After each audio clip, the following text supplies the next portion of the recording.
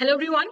So whenever you are preparing for any examination आपको पता होना चाहिए इंपॉर्टेंट टॉपिक्स कौन से हैं और प्रीवियस ईयर क्वेश्चंस कैसे आए हैं, ताकि आप समझ सके कितना इन डेप्थ आपको पढ़ना है। और कई बार क्वेश्चंस भी रिपीट हो जाते हैं, तो आप इस वीडियो के डिस्क्रिप्शन में दिए गए ई बुक्स के लिंक पे क्लिक कर सकते हैं।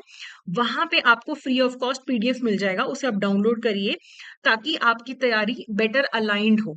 आपको प्रीवियस ईयर क्वेश्चंस के थ्रू पता लग जाएगा कि कैसे क्वेश्चंस आ रहे हैं, आपकी प्रिपरेशन कैसी है और इंपॉर्टेंट टॉपिक से आप जो एग्जाम का आने वाला टाइम है उसमें सिर्फ इन टॉपिक्स पे भी ज्यादा फोकस कर सकते हैं। तो आज की सीरीज में हम जो टॉपिक करने वाले हैं वो है new internet domain name from for banks.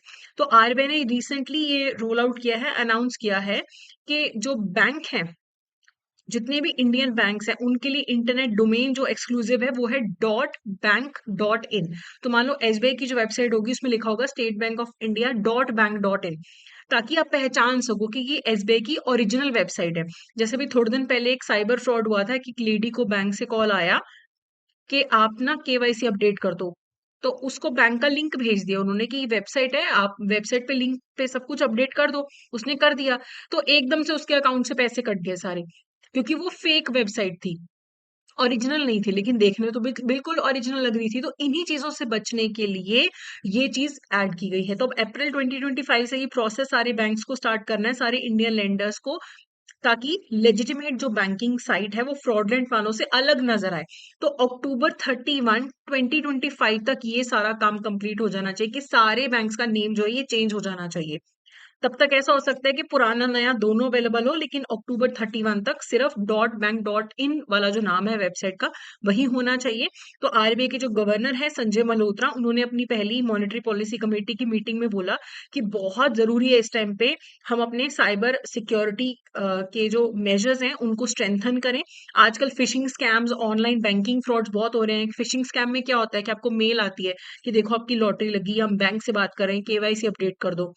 तो वो सब स्कैम्स बहुत ज्यादा हो रहे हैं, उनसे बचने के लिए स्टेप्स लेने की जरूरत है। तो जैसे बैंक्स के लिए .bank.in है, वैसे ही एनबीएफसी के लिए भी लॉन्च होगा fin.in।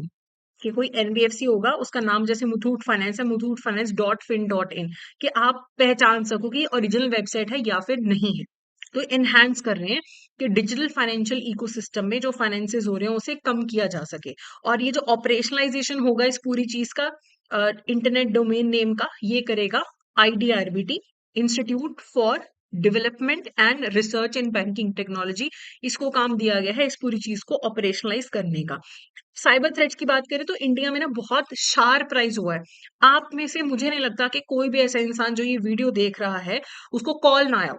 आप भी अपना एक्सपीरियंस जरूर कमेंट सेक्शन में शेयर करिएगा कि कॉल आता है। जैसे मुझे कॉल आया है कि हम TRAI से बोल रहे हैं, ट्राई ऑर्गेनाइजेशन है वहां से बोल रहे हैं, कभी जियो से कॉल आ रहा है, कभी मुंबई पुलिस का कॉल बता के कर रहे हैं। फ्रॉड का तरीका है वो सारा। तो यूपीआई ट्रांजेक्शन में, ऑनलाइन बैंकिंग में, मोबाइल वॉलेट्स में फ्रॉड बहुत ज्यादा बढ़ गए हैं। साइबर क्रिमिनल्स अपने आप को ऐसा दिखाते हैं कि वो लेजिटिमेट बैंक वेबसाइट है, आप अपने डिटेल्स वहां पे डाल देते हो, अपनी पर्सनल इन्फॉर्मेशन चोरी हो जाती है। तो फिशिंग अटैक में आपको मेल्स आ जाते हैं, मास अटैक होता है। विशिंग अटैक में आपको कॉल आएगा कि सरकार की तरफ से बात कर रहे हैं, बैंक की तरफ से बात करें। स्मिशिंग अटैक में आपको टेक्स्ट आता है, आप जैसे लिंक पे क्लिक करते हो आपका डाटा या तो लीक हो जाता है या फिर आप ऐसी वेबसाइट पे पहुंच जाते हो जो नकली होती है। तो ये सारे अटैक्स बहुत ज्यादा बढ़ गए हैं।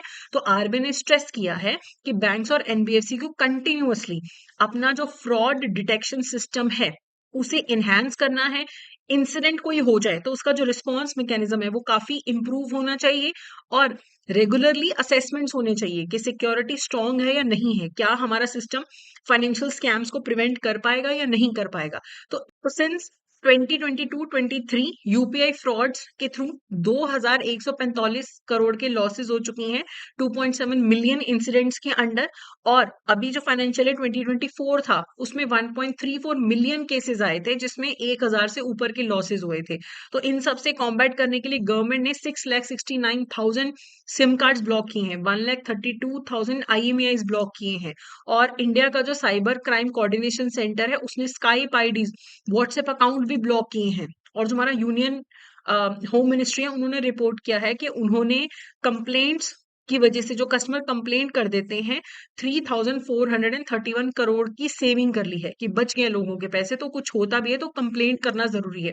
तो अभी देखिए कुछ 100-200 करोड़ की बात नहीं, हजारों करोड़ों तक बात पहुंच चुकी है कि इंडिया में इतना पैसा साइबर क्राइम के थ्रू लोगों के जो हार्ड अर्न्ड मनी है वो चोरी हो जाती है। तो इसीलिए ये जो नया इनिशिएटिव है, it's a very good thing.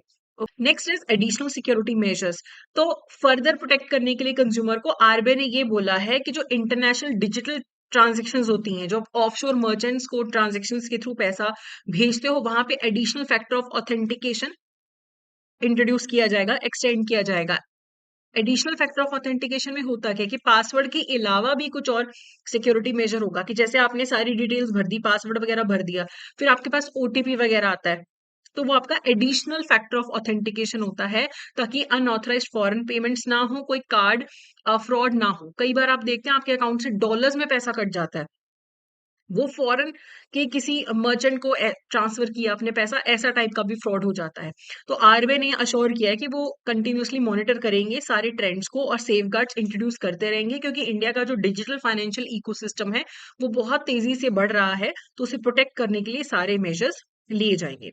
अब before continuing with the question, I would like to inform you कि अगर आप तैयारी कर रहे हैं मई वाले जेआईबी एग्जामिनेशन के लिए, अभी भी आपको लगता है कि तैयारी अच्छी नहीं है, अगर आप लाइव क्लासेस अटेंड करते हैं सुपर क्रैश कोर्स में, तो एग्जाम से पहले पहले वाले जो वीक है, आईएफएस से पहले, पीपीबी से पहले, आरबीडब्ल्यू से पहले, पहले वाला जो वीक होता है जिसमें 4-5 दिन आपके फ्री होते हैं, उनमें आप ये लाइव क्लासेस अटेंड कर सकते हैं और अपनी तैयारी को बेहतर कर सकते हैं।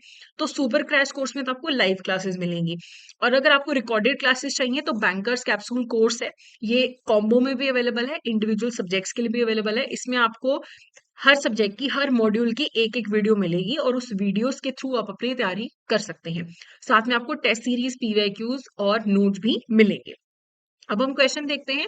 Which of the following statement is correct? All Indian banks must migrate to .bank.in domain by April 25 to help customers distinguish legitimate websites from fake ones। तो अप्रैल 25 तो नहीं है, अक्टूबर 25 तक का टाइम है ना, 31 अक्टूबर तक का, कि तब तक सबको इस पे माइग्रेट करना है।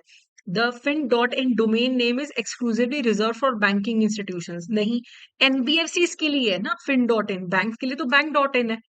To operate the operationalization of the new internet domain name is through NP से, तो IDRBT पे, IDRBT के थ्रू है, ना कि NP से। तो none of the above जो है यहाँ पे करेक्ट आंसर होगा। So this is the correct answer. So I hope ये इन्फॉर्मेशन आपके लिए हेल्पफुल रही होगी। So that's it for today. Thank you so much.